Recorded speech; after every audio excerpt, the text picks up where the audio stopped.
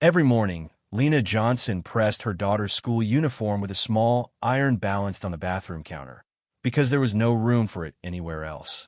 On a cold Monday morning in October, 8-year-old Amara walked through the iron gates of the most prestigious private school in the city, the same way she had every single day that year. One by one, every other child walked through the doors, and Amara was left outside, alone. What no one knew, not the parents, not the staff, not the woman who had engineered the whole thing, was that the quiet man watching from across the street carried a secret that would change everything. Just before we get back to it, I'd love to know where you're watching from today, and if you're enjoying these stories, make sure you're subscribed. The cold hit differently on Monday mornings. There was something about the way October air settled over the city before the sun had fully committed to rising. Thin and sharp, carrying the smell of wet leaves and car exhaust, and something almost metallic that made your cheeks sting if you stood still long enough. Amara Johnson had learned this about Monday mornings. She had learned it the way children learn things they can't explain to adults, not with words, but with the particular tension in her shoulders every time she stepped off the bus and looked down the long tree-lined block toward Ridgewood Academy. The school was beautiful. That was the honest truth of it, and Amara had never pretended otherwise. 3 stories of pale limestone with tall arched windows and ivy crawling up the eastern wall, iron gates that gleamed even on gray mornings, and a wide circular courtyard where parents gathered to drop off their children in cars that probably cost more than the apartment building where Amara lived. She had noticed these things from her very first day, the same way she noticed everything, quietly, carefully filing the observations away somewhere behind her eyes. She was 8 years old, and she was already very good at being quiet.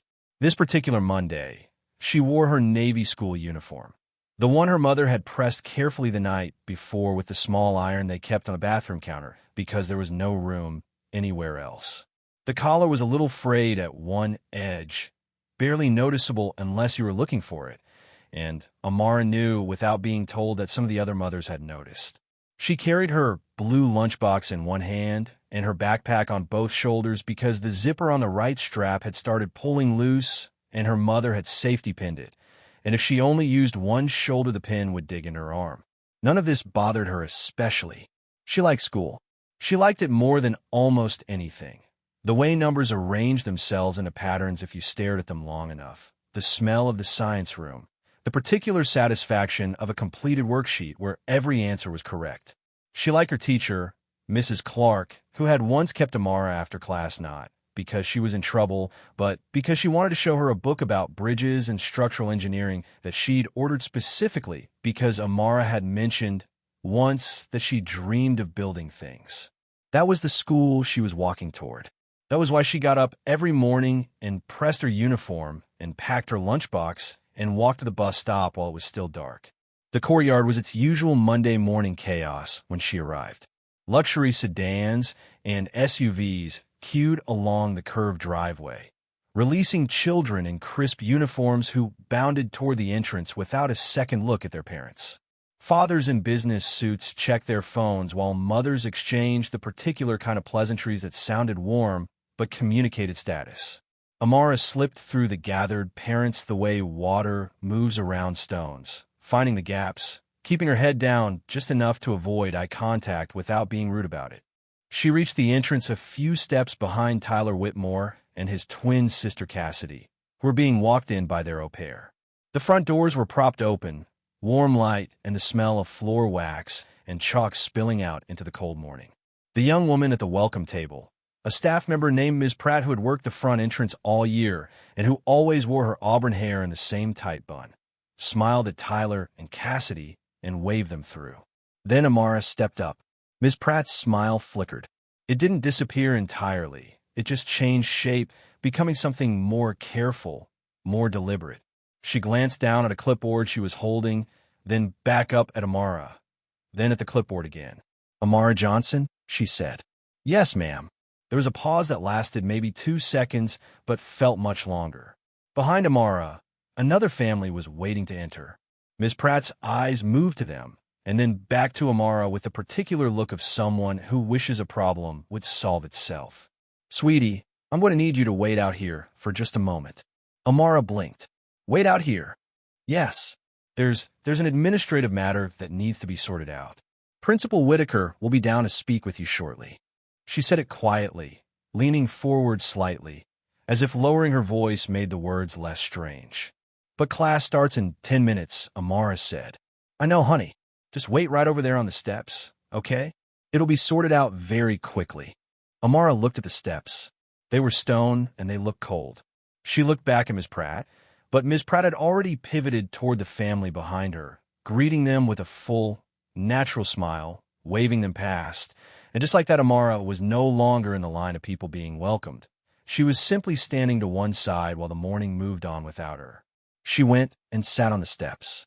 She placed her lunchbox on the step beside her and adjusted her backpack and sat very straight, the way her mother always told her to sit when she was somewhere important, because how you carry yourself tells people who you are before you ever open your mouth. That was something Lena Johnson said often enough that Amara had memorized it. She sat straight and she watched the last few children file through the entrance, and she waited. The doors closed at 8:15. The courtyard, which had been loud and full of movement just minutes before, went silent almost immediately. The cars had pulled away. The parents were gone. The staff member who had been directing traffic near the driveway had stepped back inside. The iron gates were still open, technically, but there was no one left to walk through them. No one except Amara, who was still on the steps. She looked at the closed front doors for a long time. Everyone got into class, she thought. Except me. She said it quietly out loud, just to herself, just to test how it sounded. It sounded wrong. It sounded like the kind of sentence that shouldn't exist, the kind you hear in a dream where the rules of things have shifted slightly without explanation. She had not been in trouble. She had not forgotten anything. She had arrived on time, in her uniform, with her lunchbox and her backpack, and all her homework completed. She had done everything exactly right. She pulled her knees up slightly against the cold and hugged her backpack to her chest. She was not going to cry. She had decided this clearly and deliberately in the first 2 minutes of sitting there, the same way she decided things about math problems. Figure out what you know, figure out what you don't know, hold steady until more information arrives. She was going to sit quietly, and she was going to wait, and eventually someone was going to come out and explain what administrative matter needed to be sorted. And it was going to be something simple, something that would be fixed in 5 minutes, and she would walk into class with maybe just a small delay. She told herself this for about 10 minutes before the trembling started.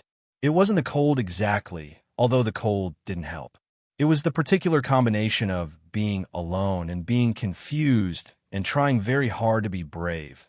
That combination produces a specific physical response in children, a kind of internal shaking that starts somewhere in the chest and eventually shows up in the hands. Amara pressed her palms flat against her knees and breathed carefully and stared at a crack in the stone step between her feet. It's going to be fine, she told herself. It's going to be fine. She did not call her mother. She had thought about it once, just briefly, the way you think about something you already know you won't do.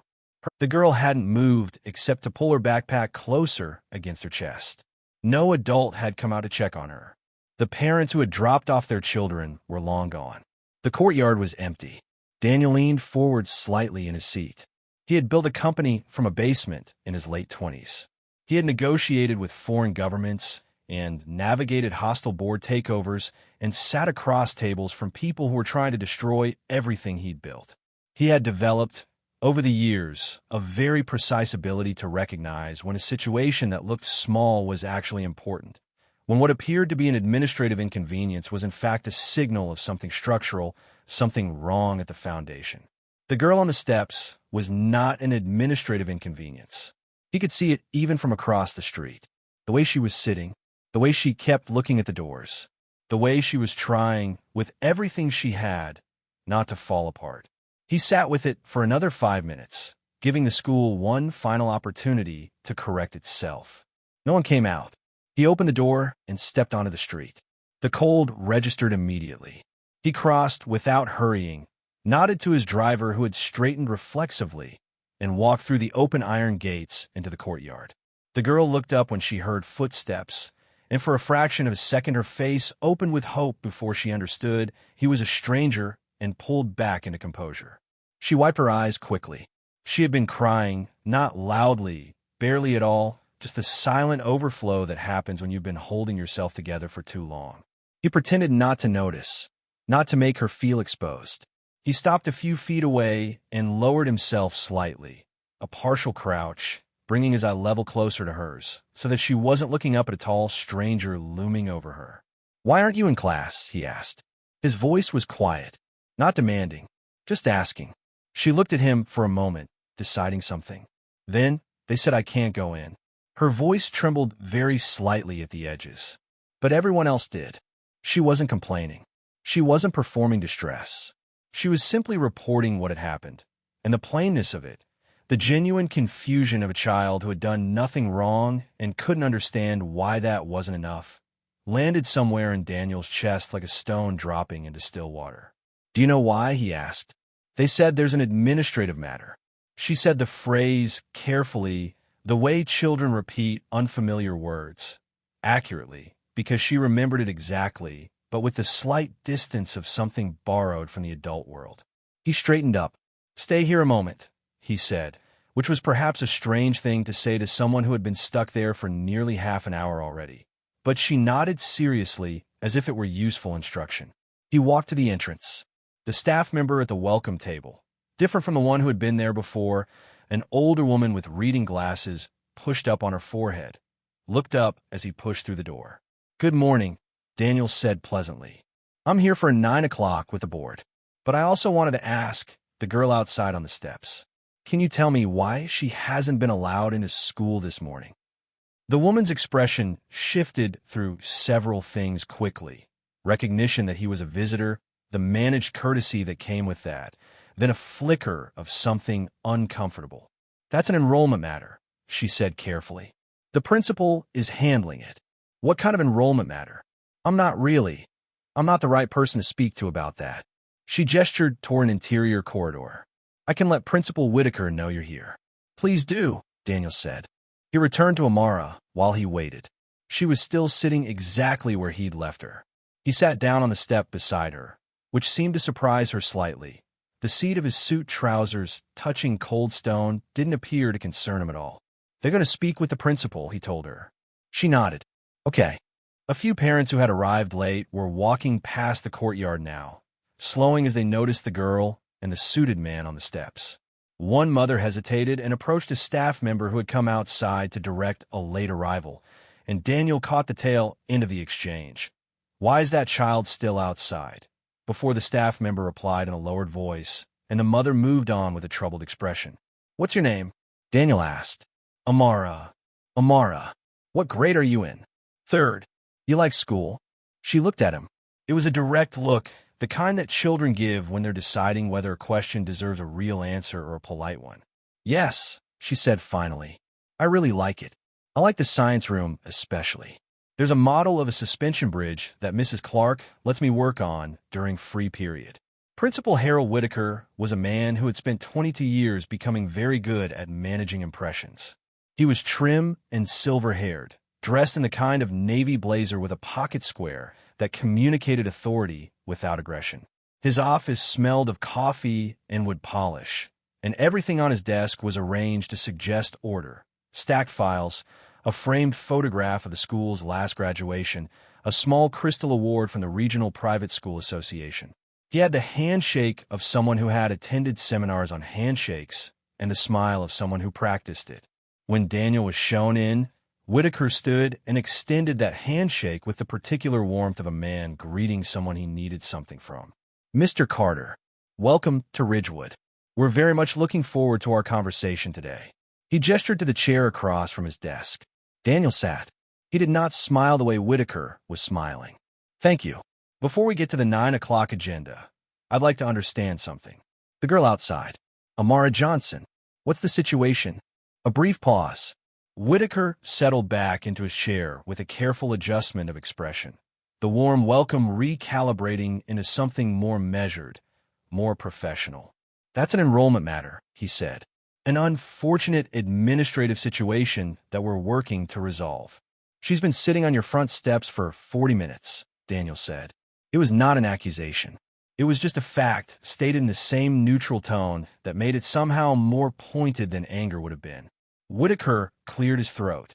There's a question surrounding the scholarship placement that allowed Amara to attend Ridgewood. Her family does not pay full tuition. She was admitted through our financial aid program, based on academic testing. And there have been some. He paused, selecting his word. Concerns raised by members of our donor community regarding the scope of that program. What kind of concerns? Another careful pause. Some of our most significant contributors feel that the scholarship program, as currently structured, doesn't align with the direction they'd like to see the school take. Daniel let this sit in the air between them for a moment. A wealthy private school, he said slowly, is refusing entry to an 8-year-old child because some donors don't like the scholarship program. I understand how that sounds. I'd like you to explain the financial issue specifically. Whitaker folded his hands on the desk. Amara's scholarship is under review. Her family was notified by letter last week that there were compliance questions regarding the documentation supporting her placement. Was she told she couldn't come to school today? She was told the matter needed to be resolved before her enrollment could be confirmed for this academic term. She's been at this school all year, Daniel said. Yes. And she arrived this morning in uniform, on time, with her materials. Yes. And you sat her outside on the steps. Whitaker's jaw tightened slightly. He picked up a pen and set it down again. Mr. Carter, I want to be transparent with you, given the nature of today's intended discussion. There are certain pressures within our donor structure that make these decisions very complicated. I don't make them in a vacuum. Who is applying the pressure? There was a silence. Whitaker turned slightly toward the window. There's a board-adjacent donor, who has been particularly vocal about the direction of the admissions program. She believes the scholarship cohort should be significantly reduced. Her family's contributions represent a meaningful portion of our annual operating budget. Her name? Whitaker hesitated. Then, Evelyn Harrington. The name meant nothing to Daniel yet, but he stored it. And the school's response to this donor's preferences was to leave a child outside in the cold. The situation is more nuanced than. Where is Amara's mother? She was called. She works at a hospital. She can't come until later in the afternoon. Daniel stood up. I'm going to step outside and check on the girl. I'd like to continue this conversation in a few minutes. He said it politely, as if offering Whitaker a courtesy, though both of them understood it was something else. Amara had taken a small notebook from her backpack while he'd been inside. Daniel paused when he saw it. She was bent over it with a pencil, writing something that required concentration, her brow furrowed in the particular way of someone doing mental work. He approached and looked over her shoulder before she noticed him. Numbers, not words. A long sequence of calculations spilling down the page in her careful 8-year-old handwriting. You brought homework to sit on the steps? He said. She looked up quickly. I didn't want to fall behind, she said, and there was no self-pity in it, just the matter-of-fact logic of someone who had decided how to spend available time efficiently. He sat down beside her again. What are you working on? She showed him a notebook. It was not third-grade work. He had enough mathematical background to recognize that immediately. The problem she was working through involved a pattern sequence that would typically appear in 5th or 6th grade at the earliest, and possibly not until middle school, depending on the curriculum. She had written the pattern, identified the underlying rule, extended the sequence, and was now working on a proof-style explanation of why the rule held. Where did you get this problem? He asked. I made it up, she said. Well, I saw a simpler one in a book, and I wanted to see what happened if I changed one of the conditions. She pointed to a line in the middle of the page. It got more complicated, but I think the same rule still works. I'm trying to show why. Daniel looked at the notebook for a long moment. Then, what do you want to be when you grow up? An engineer, she said immediately. A structural engineer. I want to design bridges. Or buildings. Things that hold things up. She said this without any of the tentativeness children sometimes use for big dreams, as if she was worried they sound foolish. She said the way she said everything, plainly and precisely, as a fact. Ridgewood has a good science program, he asked. The best one in the city for my grade level, she said. There are 2 real engineers who come and teach special classes on Thursdays. and they have a 3D printer in the lab. She looked down at her notebook.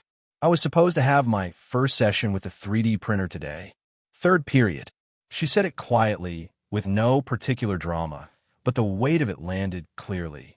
Daniel took out his phone and sent a short message to his assistant.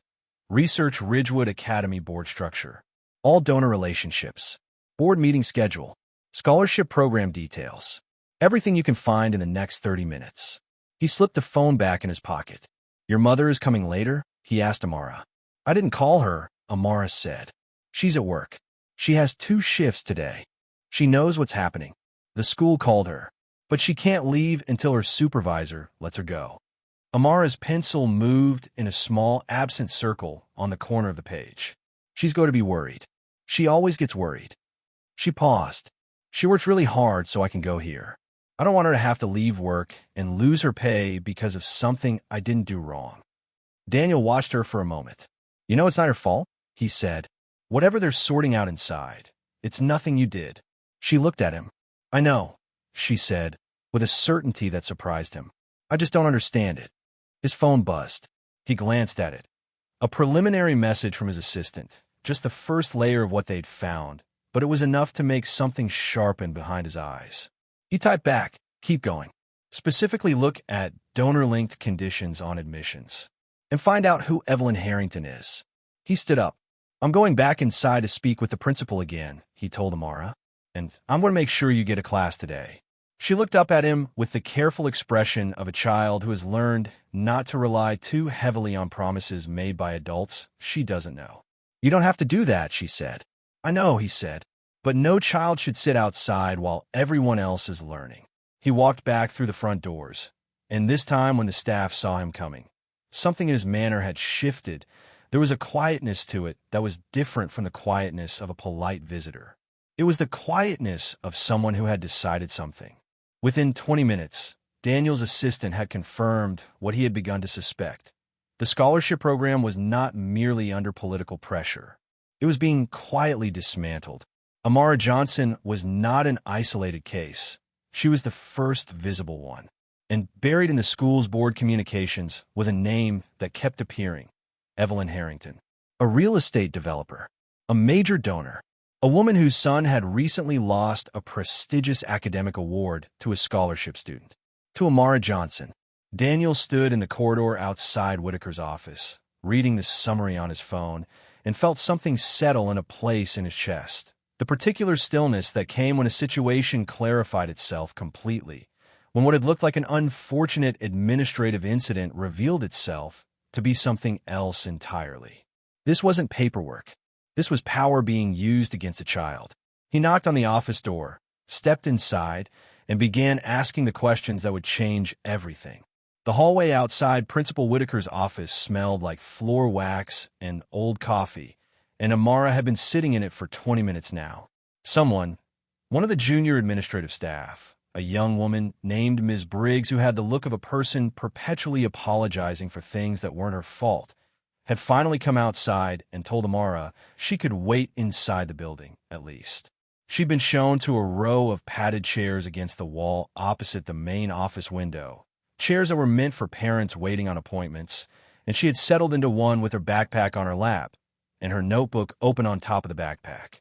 She was still working on the same sequence problem. The hallway had its own sound, the distant blur of classroom activity leaking under closed doors, the occasional click of heels on linoleum, the low murmur of adult conversations happening just out of earshot. Amara could hear, if she concentrated, the specific sounds of third period beginning down the hall. The rattle of the science room cart being wheeled out.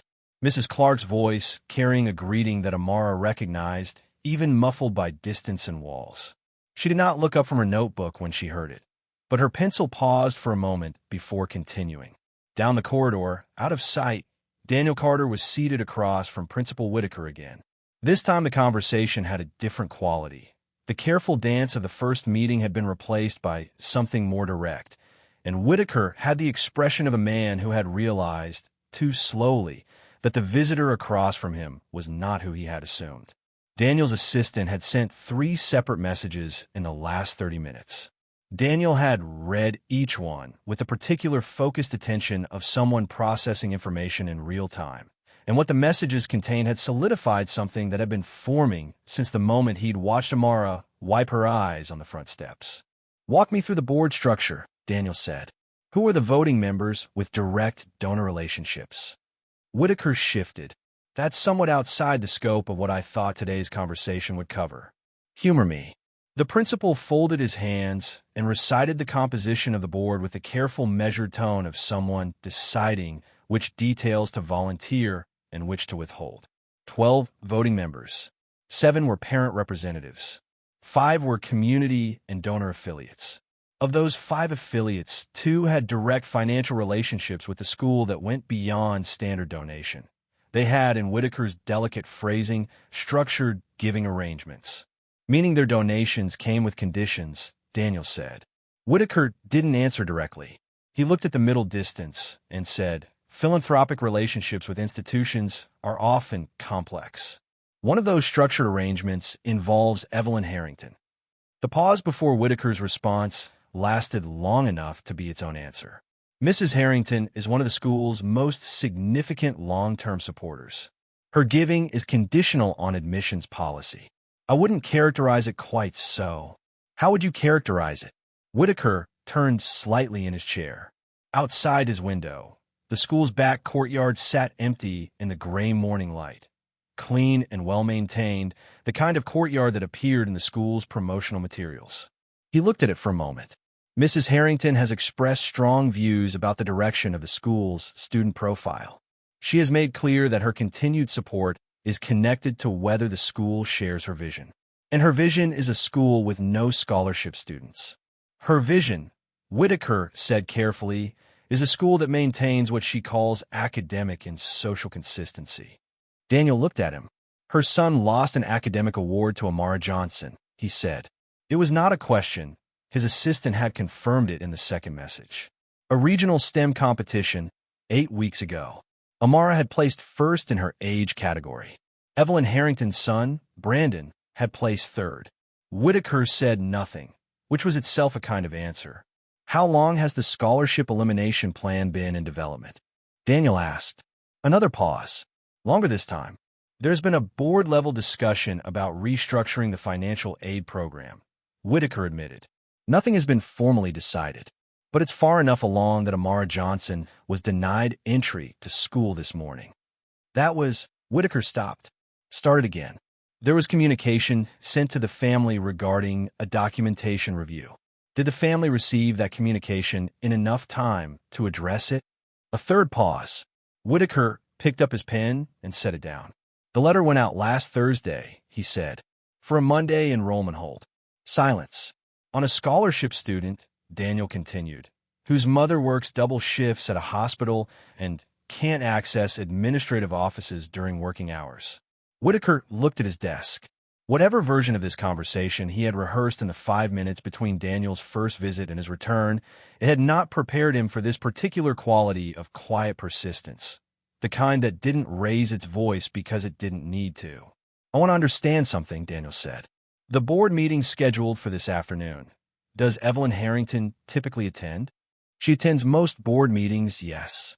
In an advisory capacity." "Will she be there today?" "I believe so." Daniel nodded slowly. "Good," he said. "I'll look forward to speaking with her." Amara heard the door before she saw it open. She looked up from her notebook as Daniel stepped back into the hallway, and something in the steadiness of his expression, not a smile exactly, but a certain settledness, made the tight coil of tension in her chest loosen very slightly. He came and sat in the chair beside her rather than standing over her, which she had noticed he always did. Most adults stood when they spoke to children. This man sat down. "They're going to let you back in class," he said. She searched his face. Today. She exhaled. It was a small, quiet exhalation. Not dramatic, not theatrical, just the simple release of something that had been held too long. "What was wrong with my paperwork?" she asked. Daniel considered his answer for a moment. "It's complicated," he said, "but the short version is that it wasn't really about your paperwork." She looked at him steadily. She was 8 years old, and she processed things the way people who are very intelligent and very observant often do. quickly, and with an accuracy that could be disconcerting. "Is it because of the scholarship?" she asked.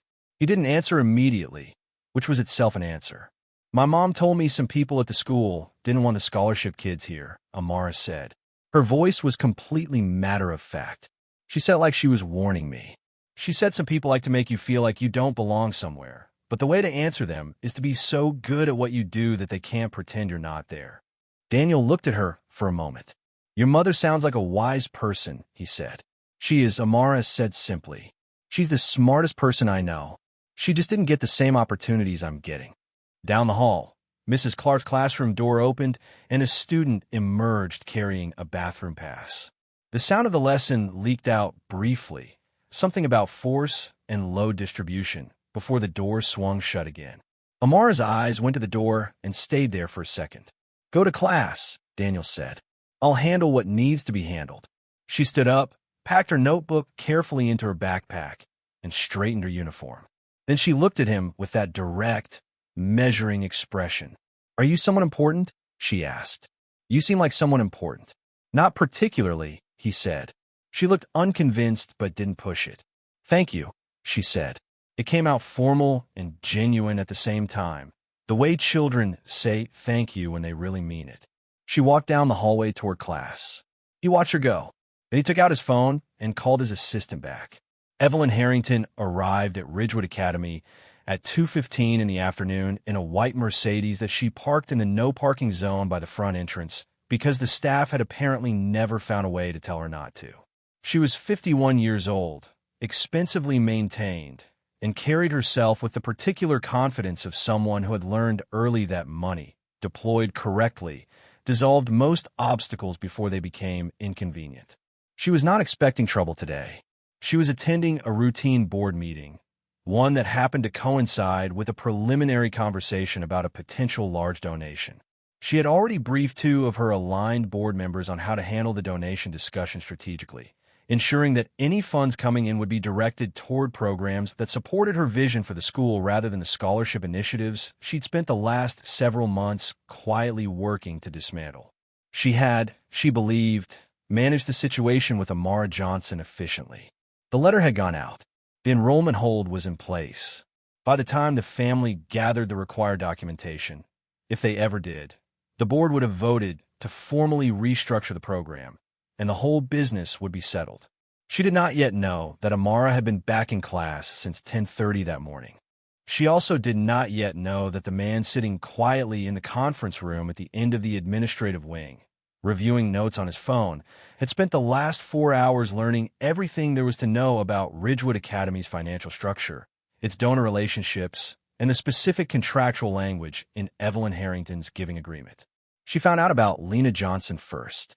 She was walking through the front office when she saw her, a woman in a hospital janitorial uniform, still wearing the badge from her shift, sitting very upright in one of the waiting chairs with her hands folded in her lap. She had the look of someone who had come as fast as she could from somewhere she couldn't really afford to leave. Her eyes had the particular quality of a mother who has been afraid for several hours and is still afraid. Evelyn glanced at her, registered what she represented, and looked away. Ms. Briggs, the junior staff member, intercepted Evelyn with a message that Principal Whitaker wanted to speak with her before the board meeting. Evelyn followed her without concern, smoothing the front of her jacket as she walked. Lena Johnson had arrived at 1:45. She had been allowed to leave her second shift early only because she'd explained that her daughter had been prevented from entering school, and she didn't fully understand why. Her supervisor, a tired woman who had worked hospital administration for 30 years and had very little patience for things that didn't make sense, had looked at the situation and said, "Go, but clock out." So Lena had clocked out, still in her uniform because there was no time to change, and had taken 2 buses and then walked the last 6 blocks because waiting for the 3rd bus would have taken longer. She was 41 years old, and she was tired in a way that went deeper than a double shift. She was tired the way you get when you've been doing everything right for years and still find yourself sitting in a private school waiting room in a janitorial uniform asking why your daughter had been left outside in the cold. She had been told by Ms. Briggs that the matter was under review and that a gentleman was also on site who had apparently been involved in the morning's events. She had not been told who this gentleman was. She had been asked to wait. So she waited. Daniel found her there at 2:20, just as the board members were beginning to arrive for the afternoon meeting. He introduced himself simply, first name, no title, and sat down across from her. For a few minutes, they just talked. She told him what had happened from her side. The letter on Thursday. Coming home from her shift to find it on the kitchen table where Amara had left it, weighted down with a spoon so it wouldn't blow off.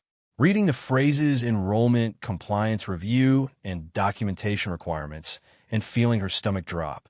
Spending most of Friday on the phone with the school office, being transferred 3 times, finally being told by someone she couldn't get the name of that it would likely be resolved by early next week. I sent Amara this morning because she wanted to go, Lena said. Her voice was steady, but her hands weren't entirely. She said, Mom, I'm not going to miss the 3D printer session over a letter. And I thought, if the school has an issue, they'll tell us when we get there. We'll sort it out at the front desk. She looked at her hands. I didn't think they'd leave her on the steps. She handled it with remarkable composure, Daniel said. Lena looked at him. She always does, she said. That's the part that breaks my heart. She's 8 years old, and she already knows how to hold herself together when things aren't fair, because she's learned that falling apart doesn't help. Daniel was quiet for a moment. She told me she wants to be a structural engineer. For the first time since she'd arrived, Lena's face opened slightly, a softness replacing the controlled anxiety. Since she was 5, she said, she used to build these little structures out of cardboard tubes and tape, and then figure out how much weight they could hold before they collapsed. She kept a notebook. She paused. She still keeps a notebook. I saw it, Daniel said. The conference room at the end of Ridgewood's administrative wing was a room designed for impressions. Long mahogany table, 12 leather chairs, framed photographs of notable alumni on the walls, a view of the school's main courtyard through floor-to-ceiling windows. It had hosted fundraising announcements and capital campaigns, and the particular kind of conversations where large sums of money were discussed in very low voices. The 7 board members who had assembled by 2:45 were in various states of preparation. 3 of them had been briefed by Evelyn. 2 had heard pieces of the morning story through staff channels and were uncertain. 2 were new enough to the board that they were mostly watching others for cues. Whitaker opened the meeting with his usual practice smoothness, noting the agenda items and acknowledging the presence of Daniel Carter as a prospective foundation partner. Several board members smiled at Daniel with the particular warmth of people who understand that he represented a significant sum of money. Daniel smiled back, pleasantly.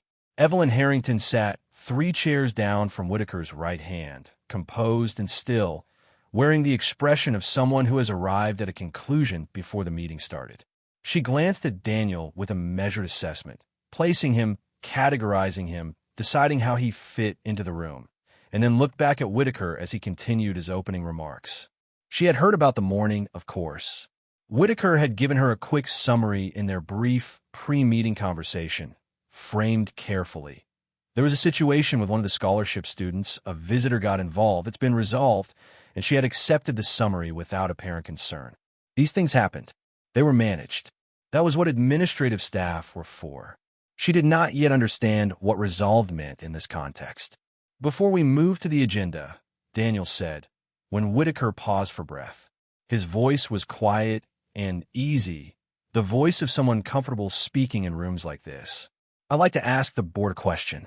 Whitaker gestured his assent, assuming this would be a preliminary comment about the donation initiative. Why was an 8-year-old child forced to sit outside your school for 3 hours this morning? The room went still. Not dramatically still. Not the sudden silence of shocking announcement. More like the stillness of a room recalibrating, the specific hush of people realizing simultaneously that the conversation they had prepared for was not the conversation that was about to happen. Evelyn's expression didn't change exactly, but something behind it shifted. 2 of the board members looked at each other. One looked at Whitaker. Whitaker looked at the table. That situation, Evelyn said, her voice smooth and measured, was an administrative matter involving enrollment compliance. The school has standards it's obligated to uphold, and when documentation is incomplete, there are procedures. She's been enrolled here all year, Daniel said. The documentation issue arose recently. A letter was sent Thursday afternoon for a Monday hold, Daniel said, to a family where the mother works 2 shifts at a hospital and doesn't have weekday access to administrative offices. He said it not with heat, but with the precision of someone presenting facts that have been arranged carefully and will not be rearranged by spin. The child arrived on time this morning. She had her materials. She was turned away and left outside on the steps. These are standard enrollment procedures. They're not standard, Daniel said. I've reviewed your enrollment compliance documentation. The procedure for scholarship review allows for a minimum 14-day notice period. The letter went out 7 days ago. Silence. One of the newer board members, a man named Stuart Green who ran a city architecture firm and had joined the board 8 months ago, looked at Evelyn with an expression that had some questions in it. I want to understand something, Daniel continued, still in the same quiet, even tone. This school has a scholarship program that was funded, in part, by the original endowment from the school's founders. That program has been operational for 11 years. Amara Johnson was admitted to it after scoring in the top 0.5% on academic placement testing. She is, by every measure, one of the most academically gifted students currently enrolled. He paused. And this morning, she sat on your front steps for 3 hours, trying not to cry, doing math homework from a notebook so she wouldn't fall behind in a class she wasn't being allowed to attend. The room held its silence. Evelyn leaned forward slightly. Mr. Carter, I respect your perspective, but you're new to this community and to this institution. The decisions we make here reflect the values and expectations of families who have invested significantly in this school's future. Her son placed third, Daniel said. The sentence landed quietly, but it landed completely. Evelyn's expression didn't break, but it went very careful. The particular care of someone recalculating without showing that they're recalculating. In the regional STEM competition, Daniel continued. 8 weeks ago, Amara Johnson placed first. Brandon Harrington placed third. He looked at Evelyn with the expression of someone who is not angry, but is also not going to pretend. I'm not suggesting that's the only factor here, but I think this board deserves to have the full picture of what's driving the pressure to remove scholarship students from this school. Evelyn's voice went cooler. That is an outrageous insinuation. You're welcome to respond to it. I don't need to respond to baseless. Your giving agreement with the school, Daniel said, contains language in Section 4 that connects continued annual contributions to admissions profile targets. I have the document. He didn't take it out. He simply stated it. I'd like one of the board's legal representatives to review that language before the end of today's meeting and advise on whether it constitutes appropriate donor conduct. 2 board members looked at Whitaker. Whitaker looked to the table.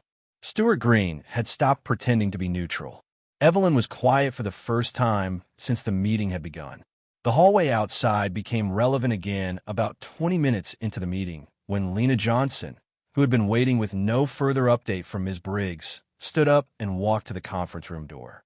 She didn't know quite what was happening inside. She knew her daughter had been let back into class, which had been the first piece of good news in an awful day, but she did not know what the meeting was deciding or whether it would stay decided. She knocked once, and the door opened. Whitaker looked at her with the expression of a man who wished the afternoon would simply end. Daniel looked at her and nodded, which she took as a signal that this was all right. She came in and sat in the nearest empty chair and looked around the room at the people in it.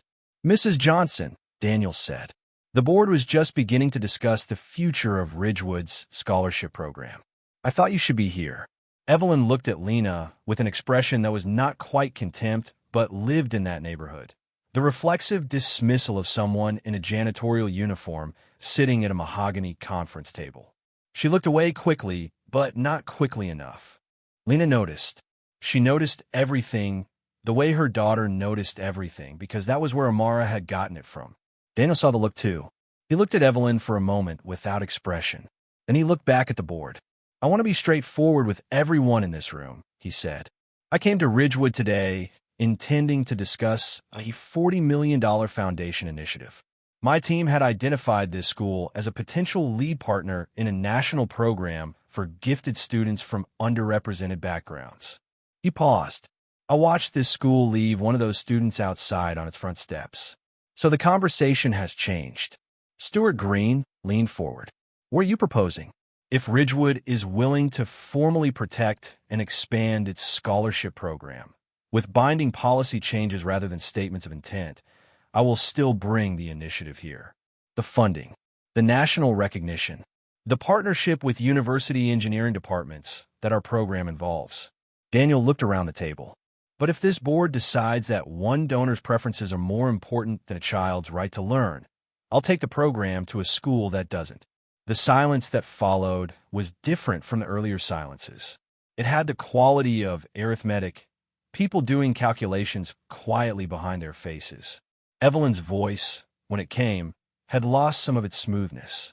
You cannot come into this institution for one morning and threaten to dismantle. I'm not dismantling anything, Daniel said. I'm offering a choice. Protect the program and grow with us. Or don't. He looked at her steadily. But if the story of this morning becomes public, and it will because that's how these things work, I want this board to have made a clear decision it can stand behind. Lena had been quiet through most of this. Now she said, not loudly, not with performance, just steadily, my daughter studies every night. She reads ahead in her textbooks. She teaches herself math that isn't in the curriculum because she can't help it. It's just how her mind works. She looked around the room. She wants to be an engineer. She wants to build things that last.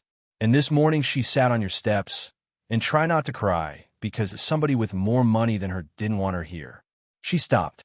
Let's sit. I need to know if this school is going to be the kind of place where that can happen again. The board members were quiet. Stuart Green looked at Whitaker.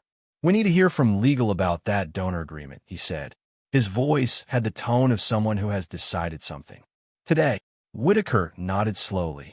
Evelyn's jaw was tight. She looked at Daniel with an expression that carried something beyond frustration, a dawning recognition of how the terrain had shifted beneath her. She had walked into this room holding what she believed were all the significant cards, and the cards had turned out to belong to someone else. If you withdraw your funding, Daniel told her quietly, with no satisfaction in it, just a plain statement of fact, I'll replace every dollar. And more. The room was absolutely still. So the question before this board, he said, looking at each of the members in turn, isn't about money. It isn't even really about policy. He settled back slightly. The question is what this school is actually for. And I think everyone in this room, including you, Harold, already knows the answer. You've always known it. Today is just the day someone made you say it out loud. Through the conference room window, in the courtyard below, the end-of-day bell rang. 30 seconds later, students began streaming out of the building into the afternoon, laughing, shouting, chasing each other in that particular release of energy that follows a full day of being required to sit still. In the middle of the flow, unhurried, carrying her backpack on both shoulders with the safety pin still on the right strap, Amara Johnson walked out into the daylight. She stopped on the courtyard steps, the same steps she had sat on that morning, and looked up at the sky for a moment. Then she sat down to wait for her mother. She took out her notebook. The board meeting adjourned at 3:15 without a final vote. It had been Stuart Green who suggested it, quietly, practically, in the tone of someone who understood that decisions made in heated rooms tend to get unmade in calmer ones. We need the legal review first, he said, and enough board members nodded that Whitaker had little choice but to agree. The meeting would reconvene the following morning at 9. Any votes on policy would wait until then. Evelyn Harrington left the conference room without speaking to anyone. Her heels were sharp and deliberate on the linoleum, the sound of someone moving through a space they intend to reclaim. She did not look at Lena as she passed. She did not look at Daniel. She looked straight ahead through the glass front doors to where her white Mercedes sat waiting in the no parking zone with the particular certainty of a vehicle that has never once been ticketed.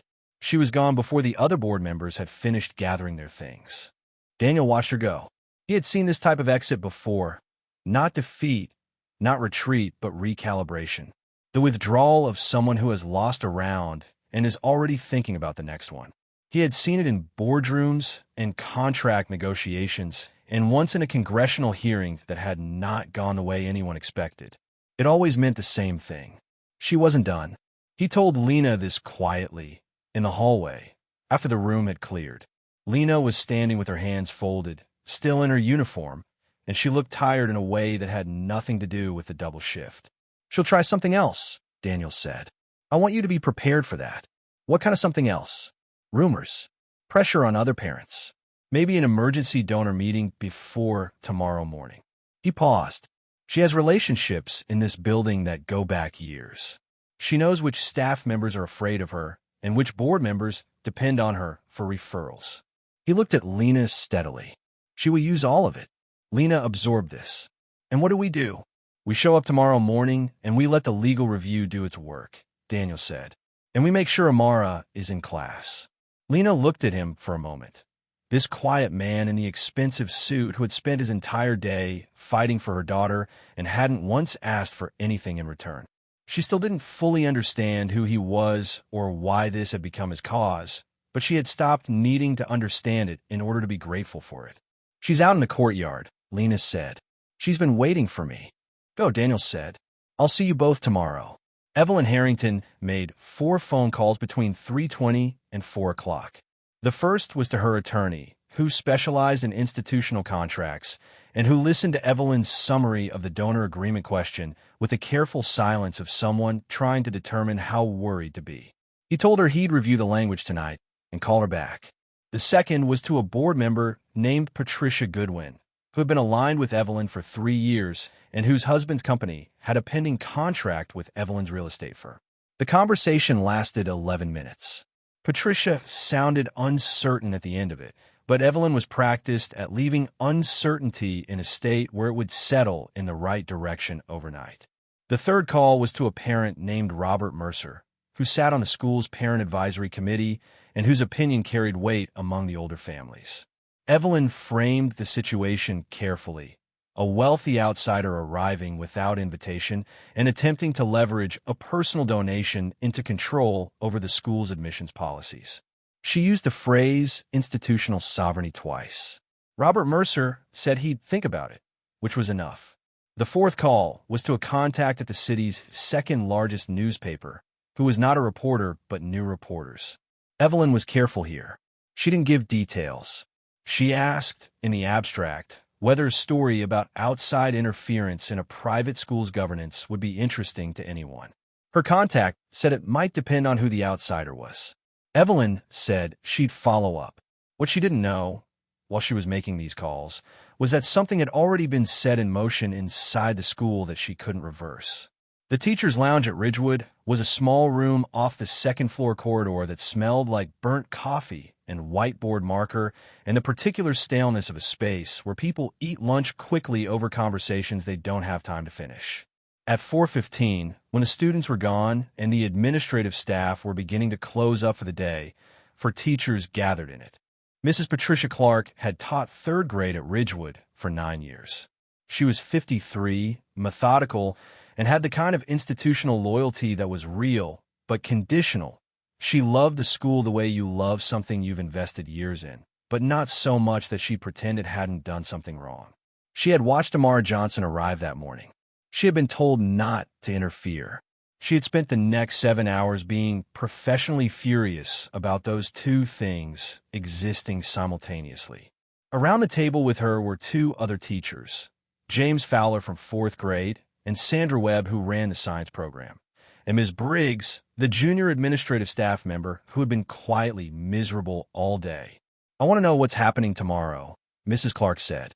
"The board is reconvening," Ms. Briggs said. She was technically not supposed to share board business, but she had gotten past the point of caring about that particular rule. "There's a legal review of one of the donor agreements." "Evelyn Harrington's," James Fowler said. It was not a question. Ms. Briggs said nothing, which answered it. "She won't let this go quietly," Sandra Webb said. Sandra ran the science lab that Amara loved. She had taught the girl every Thursday for 6 weeks, and had already told Mrs. Clark privately that she had never seen a child that age engage with structural concepts the way Amara did. "She'll go after the parents tonight. She'll have half of them convinced by morning that this is about some outsider trying to take over the school. Then we say something before she does," Mrs. Clark said. "Say something to who?" The other teachers. The parents who aren't in her pocket. She looked around the table. Parents trust teachers. If we make clearly, directly, that Amara Johnson is one of the most gifted students this school has ever had, and that what happened this morning was wrong, some of those parents will listen. She paused. This school has been good. It has been genuinely good for most of its history. I am not willing to let one donor's grudge rewrite what this place is. James Fowler nodded slowly. Sandra Webb looked at her coffee cup and then back up. Ms. Briggs looked at the table and then said, very quietly, Amara brought homework. She sat on those steps for almost an hour before anyone let her inside, and she brought homework so she wouldn't fall behind. She stopped. She's 8 years old. The table was quiet for a moment. Then we say something, Sandra Webb said. Daniel did not go back to his hotel that evening. He sat in his car for a while after the school emptied out, reading through the full document package his assistant had compiled over the course of the day. It was comprehensive, 3 years of board meeting minutes, the financial records showing the structure of Evelyn's conditional giving, the admissions data for the last 4 scholarship cycles, and at the bottom of the stack, a set of internal communications that his team had obtained through a public records request that the school apparently hadn't anticipated. The communications were between Whitaker and 2 board members. They dated back 7 months. They discussed, in the careful passive voice of people who know they're writing something that could be read later, the goal of reducing the scholarship cohort to 0 within 2 academic years. Amara had been one of 11 scholarship students currently enrolled. The plan, such as it was, had been to let enrollments lapse quietly, using compliance reviews and documentation requirements and the administrative friction that comes naturally to institutions when they want something to happen without anyone having to say directly that they want it to happen. Daniel read the communications twice. Then he put down his phone and looked out the window at the school's iron gates, which were closed now, the building silent and dark except for a light in the second-floor corridor. He thought about what Amara had said. Learning shouldn't depend on how rich your parents are. She hadn't said it to him. She had said it to herself, mostly out there on the steps before she'd known he was watching. A small, honest observation from a child who had spent the morning discovering something unfair about the world and had arrived at the essential principle of it with the directness of someone who doesn't yet know they're supposed to soften these things. He thought about something else, something that had been sitting at the edge of his attention since Lena had mentioned it in that brief hallway conversation before the board meeting. A name she'd said while explaining Amara's love of engineering. A man who had also loved mathematics, who had also kept notebooks. Daniel picked up his phone and sent a message to his assistant. Marcus Johnson, engineer, worked for Carter Technologies 2009 to 2011. I need everything. The response came at 6:47 in the morning. Daniel was already awake. He was almost always awake before 6, a habit from years when being up early was less a choice than a survival strategy. He was sitting at the desk in his hotel room with coffee and the internal quiet of someone who slept lightly and thought heavily. And when his phone lit up with a message from his assistant, he read it twice before setting the phone down and sitting still for a long time. Marcus Johnson, born 1979, Detroit. Mathematics degree from a state university in Michigan, obtained on a partial scholarship. Joined Carter Technologies in 2009 as a junior software engineer. Promoted within 14 months to the advanced systems team, the fastest internal promotion in the company's history at that point. Assigned to the development of the load distribution algorithm that would eventually become the core of the company's infrastructure optimization product. That product had launched in 2011 and had been the revenue engine that allowed Carter Technologies to scale from a mid-sized regional firm to a national operation within 3 years. Marcus Johnson had died in May 2011. A structural failure in the building where the advanced systems team had temporarily relocated during an office renovation. A ceiling collapse in a server room. Marcus had been working late. He was the only person in the building at the time. He was 32 years old. He left behind a wife named Lena and a daughter who had not yet been born. Daniel put down his coffee cup. He had known Marcus Johnson. Not well.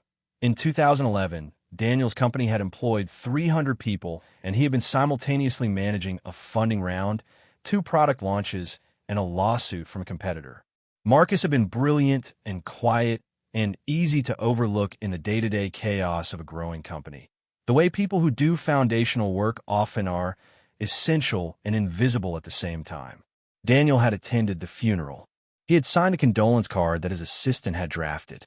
He had approved the settlement that the company's lawyers had arranged with Lena, who was newly widowed and pregnant and who had, the lawyers told him, accepted the terms without fighting them because she didn't have the resources to fight and because she just wanted it over.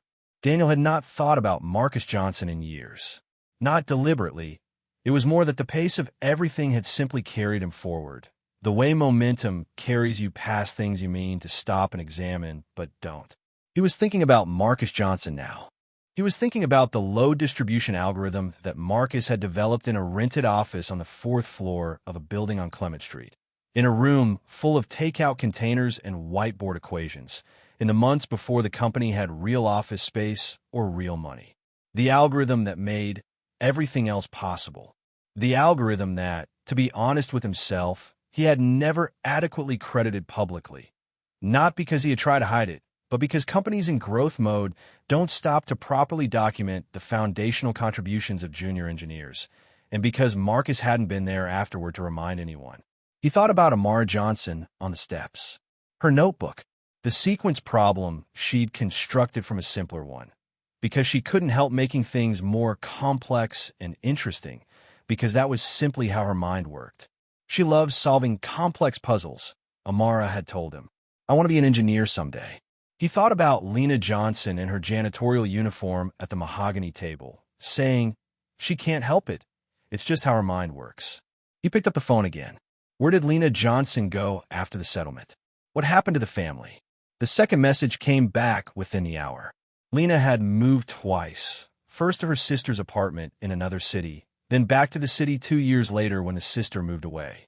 She had been working hospital support jobs for the last 6 years.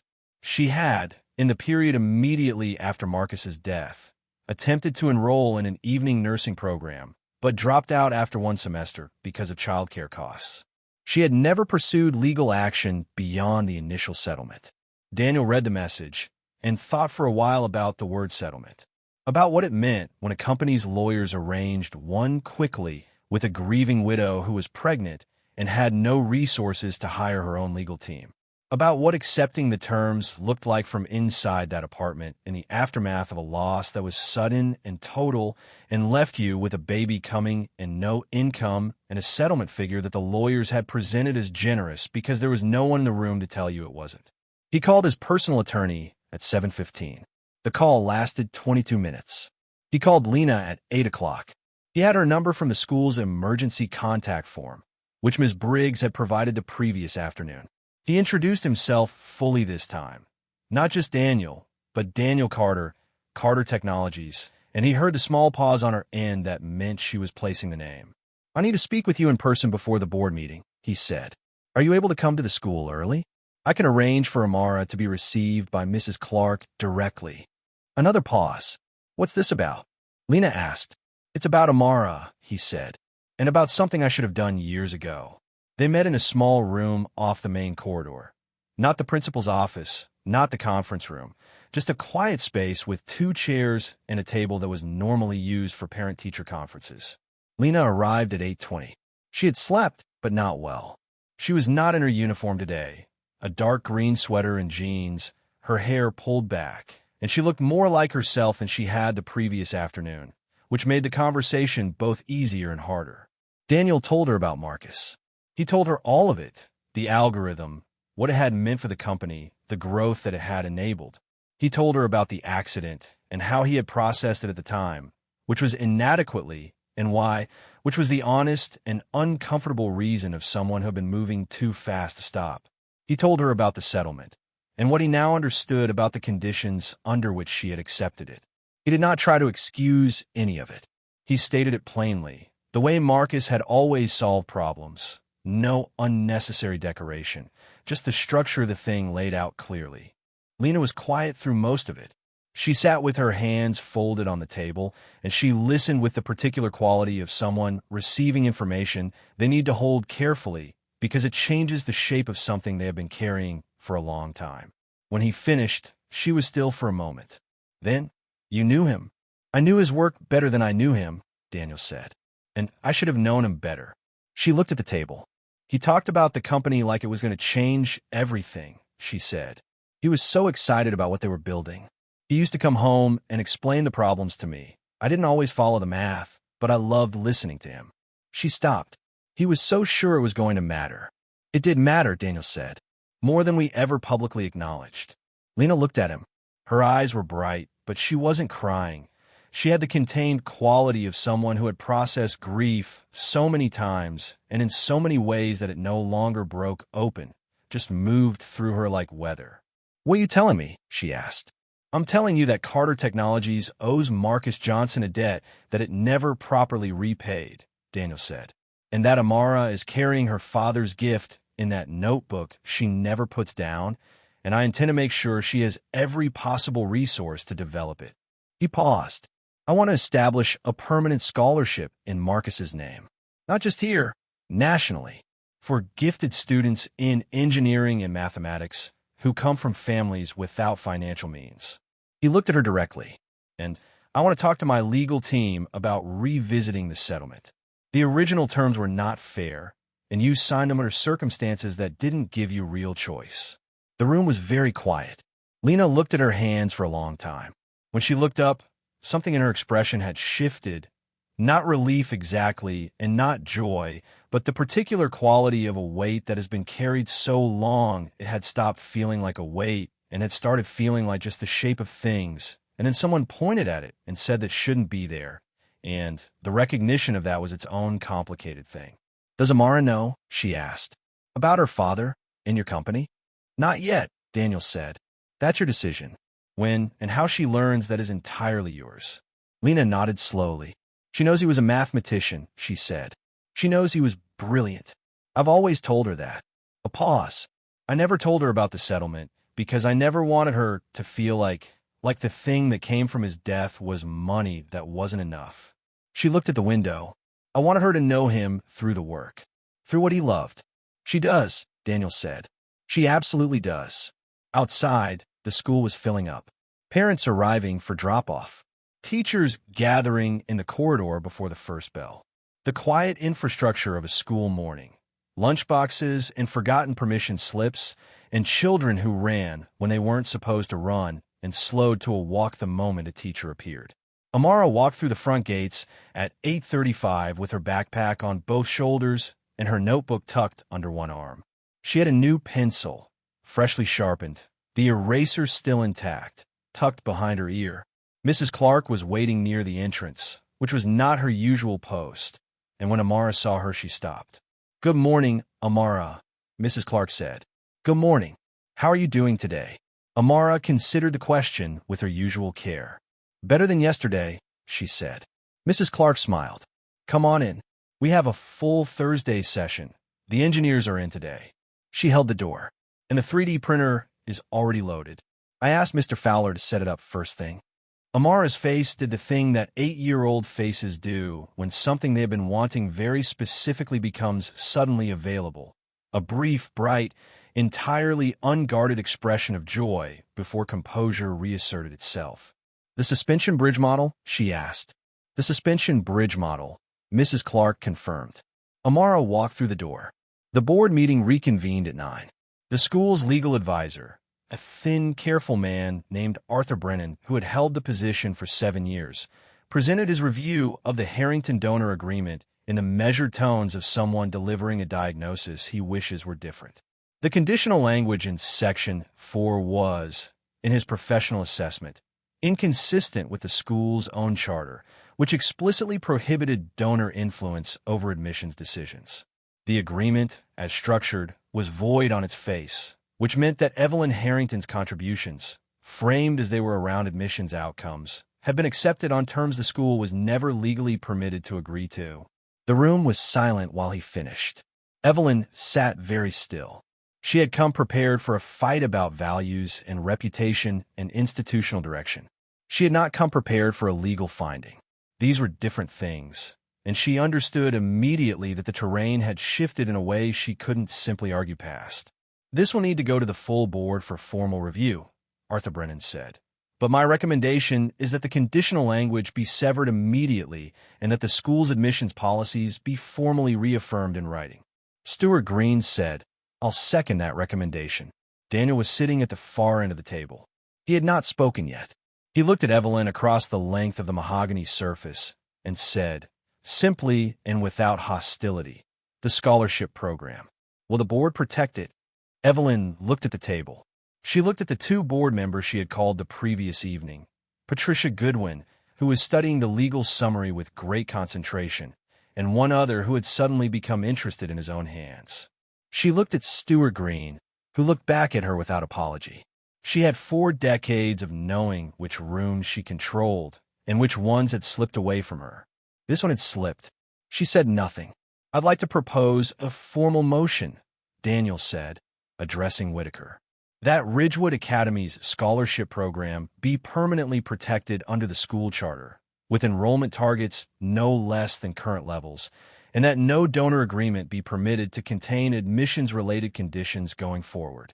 Whitaker looked around the table. Then he looked at Evelyn. She was still looking at the table. He called the vote. It passed 7-1. Evelyn Harrington's was the single dissenting vote, delivered in silence, without a word spoken. She stood up, picked up her portfolio, and walked out of the room. This exit was quieter than the one the day before. It had the quality of a final thing rather than a temporary one. Daniel looked at Lena, who had been sitting just inside the door. She was not smiling exactly, but her eyes were the eyes of someone who has just watched something complicated resolve into something simple and true, and is taking a moment to let that be real before the next thing begins. Thank you, she said to Daniel. It's a start, he said. The program's protected. The rest of it is going to take time. I know about taking time, Lena said. Down the hall, in the science room, the sound of the 3D printer beginning its work was barely audible, a soft mechanical hum, purposeful and steady, building something small and precise and meant to last. The story broke on a Thursday. It wasn't the story Evelyn Harrington had been trying to plant. Her contact at the newspaper had made a few calls, asked a few questions, and then, as these things sometimes go, the questions had led somewhere entirely different from where Evelyn had intended. A source inside the school, identity protected, had described not an outsider interfering with governance, but something much simpler and much more damaging. A private school leaving a scholarship child outside on its steps while her classmates attended class. The headline read, Ridgewood Academy under fire after gifted 8-year-old denied entry while wealthy classmates walked past. By 9 in the morning, it had been shared 1,100 times. By noon, 2 television stations had sent crews to film the school's exterior. By 3 o'clock, the story had been picked up by a national education news outlet, and the comments were running 300-1 in the direction of outrage. Evelyn Harrington had been trying to start a fire pointing one way. The wind had carried it somewhere else entirely. Principal Whitaker called an emergency staff meeting at 7:30 that morning before students arrived. He stood at the front of the faculty room, looking like a man who had not slept and had recently been on several phone calls he hadn't enjoyed, and he said, with a directness that was new for him, I want everyone to know that the school's position, as of this week's board vote, is that the scholarship program is protected and that what happened Monday morning should not have happened. That is the official position, and it is also my personal one. Mrs. Clark, sitting in the 3rd row, looked at him for a long moment. Then she nodded once, which was her version of acceptance. James Fowler had already spoken to 2 parents that morning. One's Evelyn had apparently contacted 2 nights ago, and both of them had called him back after reading the news story to say they were appalled. One of them, a father named Gregory Booth, whose daughter had been in Amara's class all year, said he intended to write to the board directly. Sandra Webb had been stopped in the parking lot by a reporter who asked if she could comment on Amara Johnson as a student. She had said, on record and without hesitation, Amara Johnson is one of the most naturally gifted students I've taught in 20 years of science education. What happened to her on Monday was a failure of this institution, and I'm glad the board has moved to correct it. The quote ran in the afternoon edition. Daniel had anticipated the media attention. He had not orchestrated it, but he had prepared for it, the way you prepare for weather you can see coming without being able to stop it. He had spoken with his own communications team the previous evening and given them a single instruction. When asked about his involvement, keep it simple, keep it honest, and keep the focus on the scholarship program rather than on him personally. He had also made a decision overnight about Marcus Johnson. He had thought about it carefully, the way he thought about everything that mattered, at length, in quiet, without rushing to a conclusion. He had considered whether making the story public was the right thing or whether it was the kind of gesture that looked like generosity but was actually about managing his own conscience. He had sat with that question honestly, because he had learned over the years that the difference between those two things was important and not always easy to see. In the end, he had called Lena.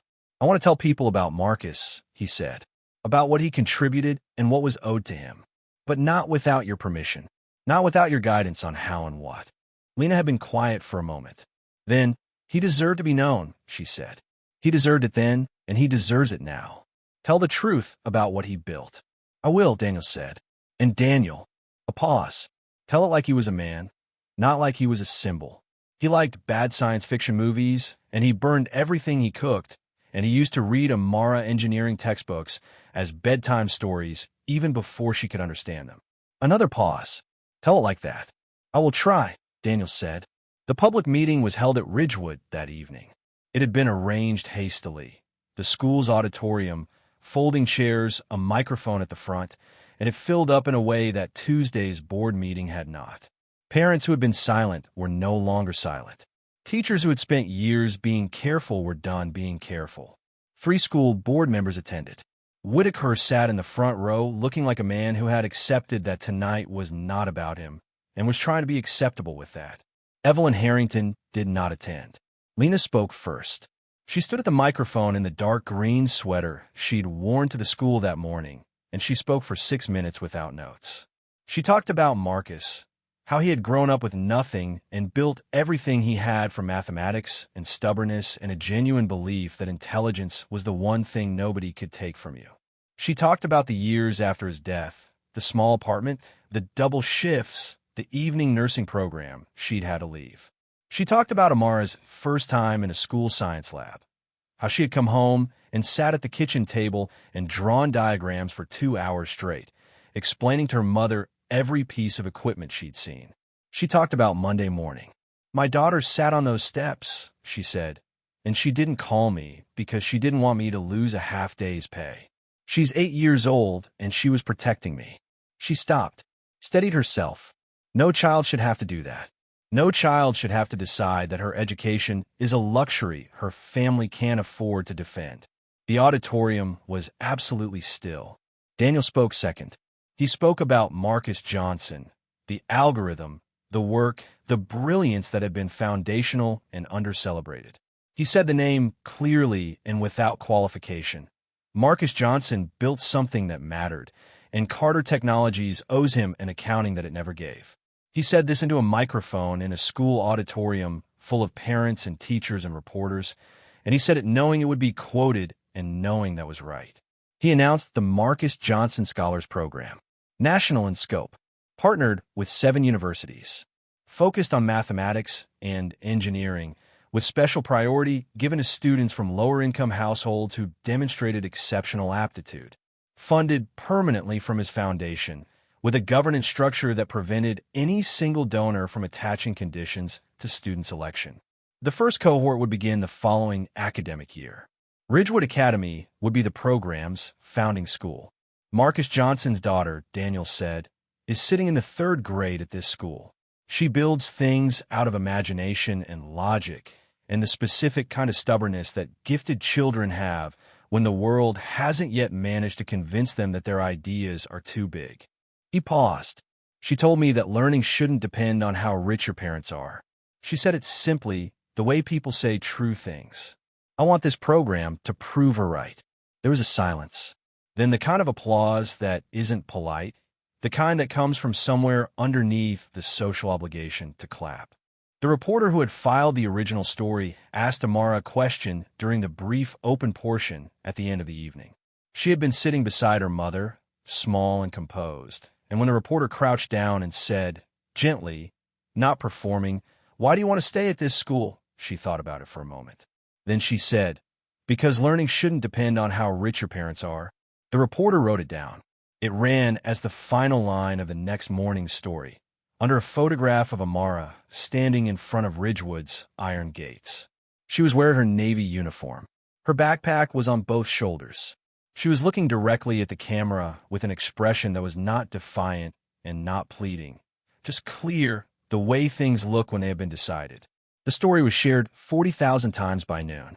3 days after the public meeting, Evelyn Harrington resigned from Ridgewood's board. The statement was brief and managed by her attorney. A mutual decision, different directions, grateful for years of service. It did not mention Monday morning or scholarship programs or the legal finding about conditional donor agreements. It was the kind of statement written entirely to say nothing while appearing to say something gracious, and nobody was fooled by it, but nobody needed to be. Her company's development projects in the city's northern district faced 3 separate planning commission reviews the following month, 2 of which resulted in modification requirements that her attorneys described privately as unusual in their specificity. Her photograph disappeared from the school's donor wall. Parents who had been aligned with her stopped being aligned with her in the quiet, total way that social gravity shifts when the center of it is removed. She did not disappear. People with that kind of money and that kind of network rarely disappear entirely. But she became smaller, which was its own kind of consequence. The particular reduction that happens when the room you walk into no longer adjusts itself around you. The morning after the board vote and the public meeting, Amara walked through the front gates of Ridgewood Academy at the same time she always did. The difference was in what she walked into. Mrs. Clark was at the entrance, not because she had been assigned there, but because she had chosen to be. She smiled at Amara in a way that was different from the careful professional warmth of before. It was the smile of someone who had made a decision to be fully on a child's side and felt clear about it. 2 other students from Amara's class, a girl named Sophie Garrett and a boy named Kevin Miles, were waiting near the courtyard with the specific social energy of children who have overheard adult conversations and processed them into something simpler and more direct. "My mom says you're really smart," Sophie said. "I know," Amara said, which made Kevin laugh, and then Sophie laugh, and then the 3 of them walked into the building together. The immediate practical changes at Ridgewood happened over the following weeks rather than overnight, which was how real change worked. Not as a single dramatic transformation, but as a series of smaller adjustments that accumulated into something genuinely different. Arthur Brennan completed the review of all existing donor agreements and identified 2 others with problematic conditional language, both of which were revised. The admissions committee was restructured to include a faculty representative and a community advocate, neither of whom had financial relationships with the school. The scholarship program's enrollment target was formally raised from 11 students to 20, with a commitment to reach 30 within 3 years. Whitaker remained as principal, which some people thought was wrong and some thought was right. He was a different principal after Monday, not transformed exactly, but adjusted like a building that has been through a stress test and knows now where its weak points are. He approved Mrs. Clark's request for an expanded Thursday engineering session. He approved Sandra Webb's proposal for a student research showcase. He stopped taking Patricia Goodwin's calls about admissions preferences. It was not a perfect school.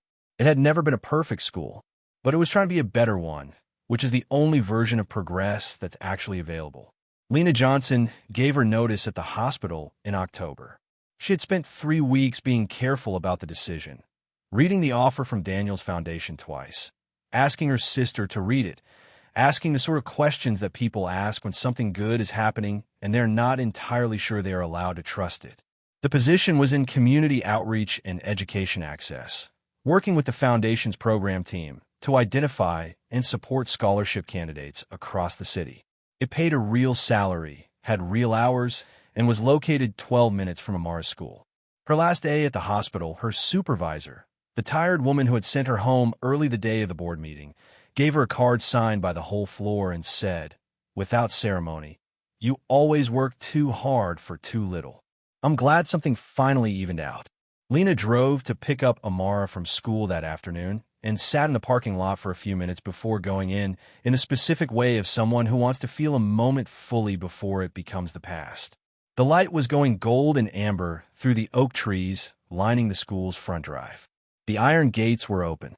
She thought about Marcus. She thought about how he would have walked through those gates, shoulders back, that particular combination of quiet confidence and barely contained excitement that he always had when he was near something he loved. She thought about how he would have looked at Amara, sitting in the science room with her notebook and her pencil and her absolute certainty about bridges. She's going to build things that last, she thought, just like you want it to. Time moved the way it does when a child is growing, in increments you don't notice individually, but look back on with surprise. The Thursday engineering sessions became the thing Amara talked about most. She developed a habit of leaving small paper models of structures around the apartment. Triangulated frames, arch supports, the beginnings of suspension bridges made from thread and cardboard. Lena stopped throwing them away and started keeping them in a box on the kitchen shelf. Amara read ahead. She always read ahead.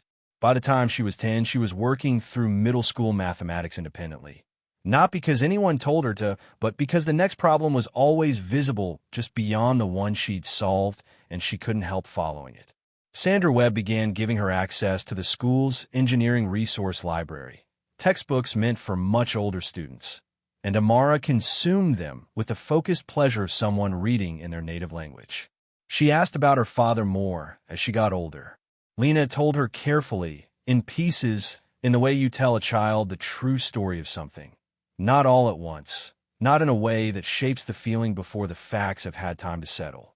She told her about the mathematics first, about the notebooks Marcus had kept, identical to the ones Amara kept, filled with sequences and structural sketches and the particular shorthand of a person who thinks faster than they write.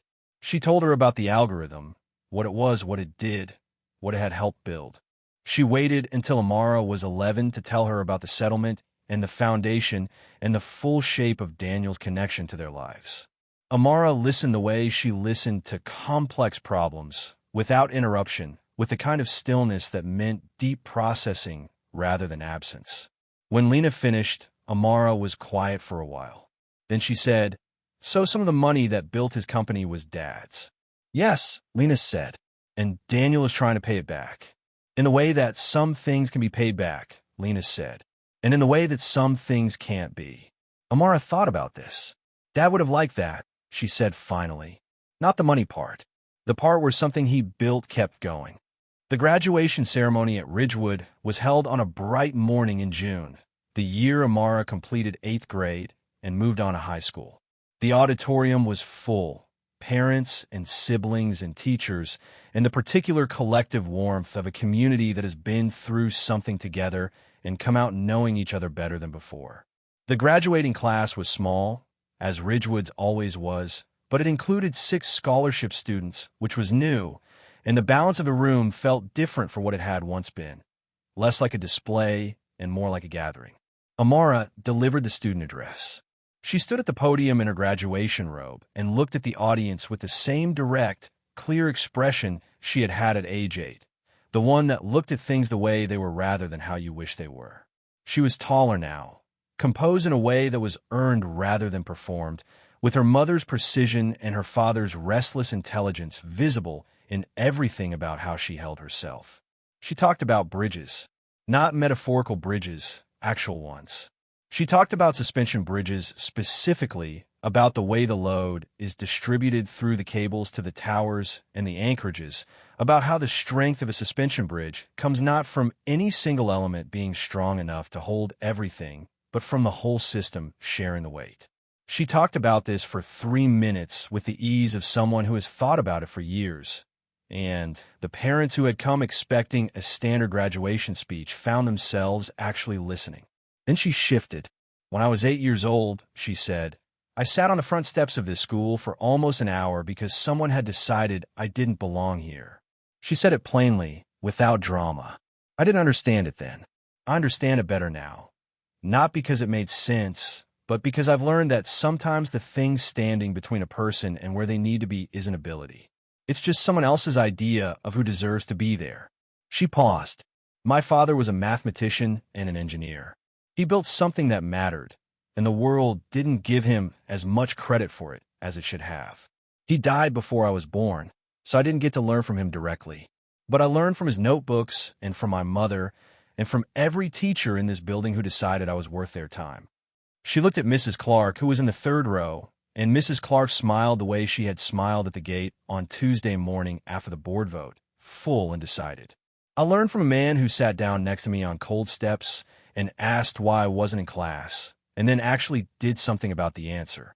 In the second row, Daniel Carter was looking at the podium with the expression of someone who is trying to hold something carefully so it doesn't become something smaller than it is. I've been accepted to the Mercer Institute's pre-engineering program, Amara said. It's one of the best science programs in the country for high school students. And I intend to study structural engineering and then civil engineering, and I intend to build things that last. She looked at the audience. My dad built an algorithm that held something up. I want to build bridges that do the same thing, things that carry people from where they are to where they need to be. She looked toward Daniel and her mother, who were sitting 2 seats apart in the second row. One day, I hope to build something that changes the world, she said, just like my dad did. The applause started before she had stepped back from the microphone. Afterward, in the courtyard, in the gold late morning light that came through the oak trees and landed warm on the limestone walls, Lena found Daniel standing slightly apart from the crowd in the way he always stood, present but not performing presence. She's going to be remarkable, he said. She already is, Lena said. He looked at the gates, open, as they always were on school days, iron and ordinary in the sunlight. He thought about a Monday morning in October, a black sedan, a small girl with a blue lunchbox sitting on cold steps trying not to cry. He thought about Marcus Johnson in a rented office on Clement Street, filling a whiteboard with equations at midnight, sure that what he was building would matter. He would have been so proud of her, Daniel said. He is, Lena said simply. The way she said things she was certain of. Across the courtyard, Amara was surrounded by her classmates, Sophie Garrett and Kevin Miles and others, laughing, taking photographs, doing the ordinary, beautiful things that young people do at the end of something and the beginning of something else. Her graduation robe was slightly too long, and she hadn't bothered to fix it. She had her notebook tucked under her arm. She looked up once, across the courtyard, and met Daniel's eye. She raised the notebook slightly, a small gesture, almost private, more acknowledgement than wave. He nodded back. The future, already underway, continued. If a child's right to learn can be taken away this easily, what does that say about the world we've built for them? If this story moved you, hit like, subscribe, and stay close because the next story is going to hit just as hard.